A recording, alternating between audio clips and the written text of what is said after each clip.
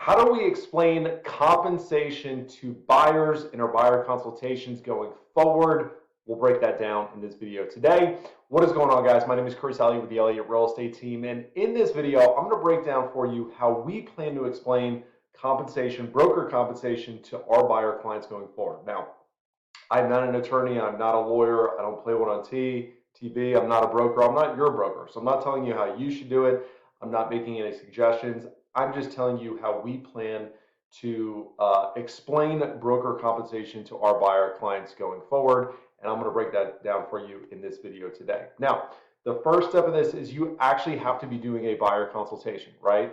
So the days of just like, hey, let's just start working together, let's start looking at homes, those are going by the wayside, right? That was never the best way to do it, but it's certainly not going to be the best way to do it going forward. So I think you absolutely have to get in a scenario where you're sitting down with a buyer at a coffee shop, at a Panera, at your office, on Zoom, some way, shape, or form before we start going out and looking at homes. We're actually explaining the process and getting a contract signed, right? These are no longer going to be buyer consultations are really the new listing consultations, right? So for anybody out there that's ever listed a home, this is easy peasy lemon squeezy because we're used to sitting down with people and getting contracts signed.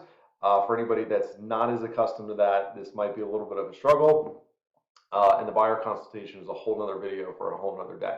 But so you're sitting down with the buyer, you get to the section in the buyer brokerage agreement, which is currently section number 5, where you get into broker compensation. So the way we explain that, hey, Mr. and Mrs. Buyer, this section right here, broker compensation, breaks down, explains how we, as your real estate agent, get compensated for the services that we are rendering to you, helping you find a home. And then I'm going to pause there and I'm going to say, hey, I'm going to address the elephant in the room. Hey, so there's been some news or there's been some information in the news lately about the changes that are coming to the real estate industry come July. What, if anything, are you guys aware of, and what do you know about that? Have you heard anything about that, right? So I'm not skipping over the whole NAR settlement lawsuit. Like, I'm not just trying to breeze over that and hope they don't bring it up, right? I want to address the elephant in the room. I want to bring that up. The reality is, guys, a lot of folks have heard about the settlement, or they saw something, they saw some flash of some news line, on social media, in a news article, TV, YouTube, whatever. And the reality is, if they haven't heard about it before, you best believe when they start telling people they're in the process of buying a home, it's going to come up, right? So I want to control the narrative. I want to get in front of it. I want to address any objections that they're going to either have now or at some point in the future. So I'm going to ask them, have you heard about the changes coming to real estate? Yes, no, maybe so. Cool. If they have, hey, if you don't mind me asking, tell me what your understanding of this is, right? So instead of just jumping into explaining everything and trying to give them the full breakdown of the story and, justify and defend and all those things, let's say, hey, if you don't mind me asking, what do you guys understand about it, right? What you're going to find, or what we found in my conversations, is most people really don't know much more than just the headline. Well, I saw commissions are not going to be 6% anymore, or heard sellers are not going to have to pay commissions anymore, or whatever it is, right? So I'm just going to give them the room to explain to me what they understand about what commissions are, where commissions are going, whatever their understanding is, right? And then I'm going to break down, hey, do you mind if I break down kind of what that settlement or what these changes clarify for you? Because really it's more of a clarification than anything. Yeah, sure, Chris, go ahead. Awesome. So for our services that we are rendering to you, as it's laid out in this agreement, we charge a 3% commission, so 3% of the gross sales price of the home, whatever home that you purchase, as well as a $495 transaction fee, which is what we charge on our team. If you don't charge that, obviously don't say that, right? So that is the fee that we are charging for the service that we are providing. And really what the lawsuit or the settlement or the changes clarify, I would actually use the word changes, is so while you as the client are ultimately responsible for our fee, the real kind of change or clarification is exactly where that money is coming from. And there's actually 3 different scenarios of where that money comes from. Do you mind if I break those down for you? Sure, go ahead, right? Now this is where I break out either good old Microsoft Paint, or I've literally got a yellow notepad or a piece of paper at the buyer consultation, and I think you need to break this down. Personally, we plan to break this down visually because what I understand is most people are visual learners, right? So just breaking it down in simple, easy to understand graphics. So I'm going to say, hey, Mr. and Mrs. Buyer. So right now, what we have is we've got me as the agent, right? And we've got you as the client. We are going to be rendering service to you, and for that service, you are going to be paying us for our service, or at least responsible for making sure that we get paid for the service that we are rendering to you. Does this make sense? Yes, Chris, it makes sense, right? This is every relationship with any service provider since the beginning of time. If I hire an electrician, that electrician is going to do electrical work, and I'm going to pay them. If I hire an attorney, the attorney is going to provide legal counsel, and then I'm going to pay them. If I hire a plumber, they're going to do plumbing work, and I'm going to pay them, right? This is a relationship that everybody understands, right? So, Mr. and Mrs. Buyer, well, you are ultimately responsible for, compensating us. There's three different scenarios of where that money can come from, and let me break those down for you. So there's no longer going to be, historically, we've had in the multiple listing service where there's been an offer of a buyer agent commission, basically saying, hey, if you sell this property, you as an agent are going to be getting paid X amount of commission. That is going away, or that is going to change into sellers offering what are called concessions. So they're just going to say, hey, here's a dollar amount that we are willing to offer to a buyer's closing cost, which can be used towards a buyer's commission expenses, right? So scenario one is that a seller is offering concessions equal to or greater than our commission.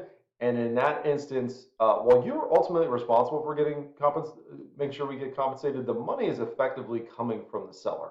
Does that make sense? Right?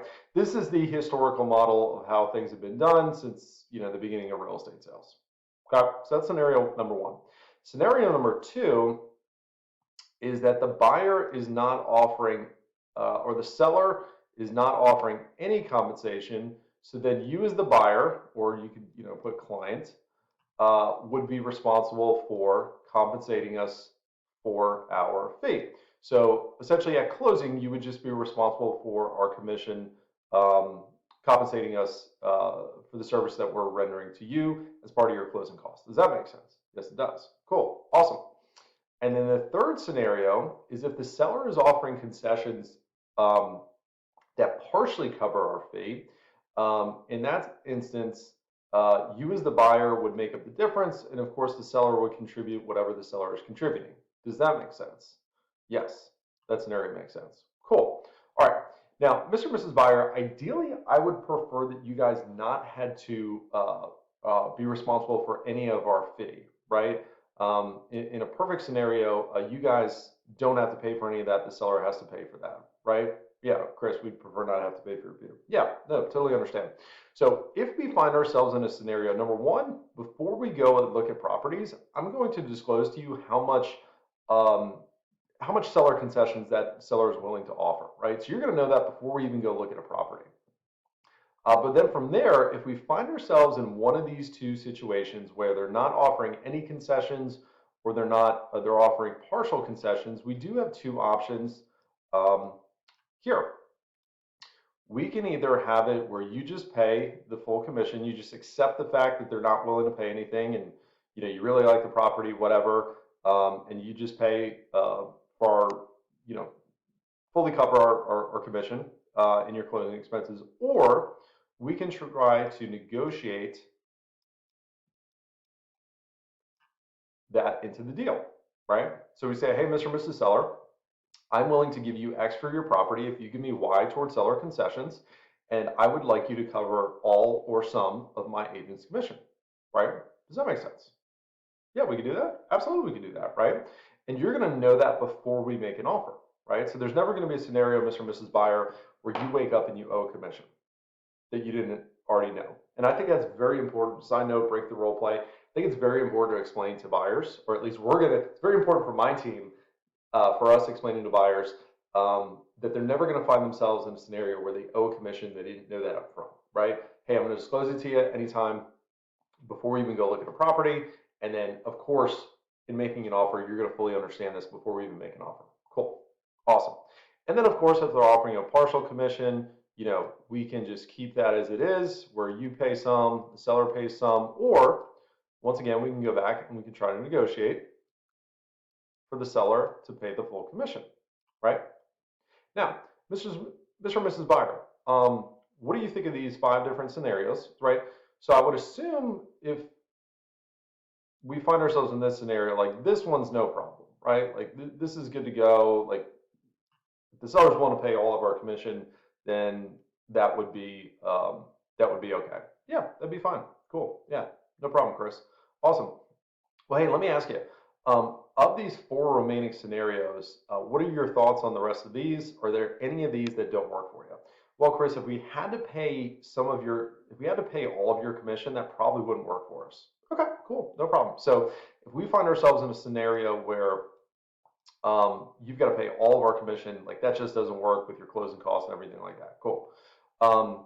What about, obviously, if we can negotiate the fee, that wouldn't be a problem. No, it wouldn't be a problem at all. Cool. Now, if you had to pay part of our commission, would that work? Well, I guess it depends on the property, blah, blah, blah. If it's just a little bit, maybe we could swing that. Cool, awesome.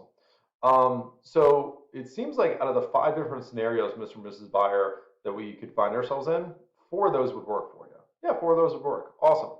Now let me ask you this: if the seller is not willing to offer any concessions, and then I call the listing agent, they will not budge, they won't negotiate. Do we even want to go see these properties, or do you want me to just skip right over those? Well, I think we should probably skip right over those. Okay, cool. We'll just do that, right?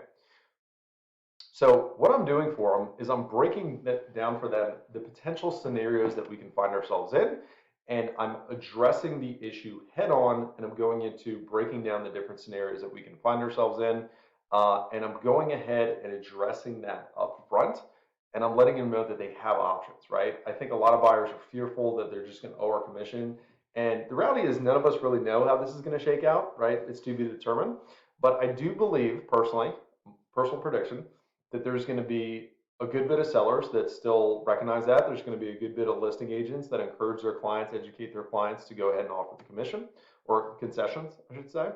And there's going to be scenarios where we're going to be to negotiate a good chunk or all of our commission into deals, right? We got to break this down for people, or we're planning on breaking it down for our people, right?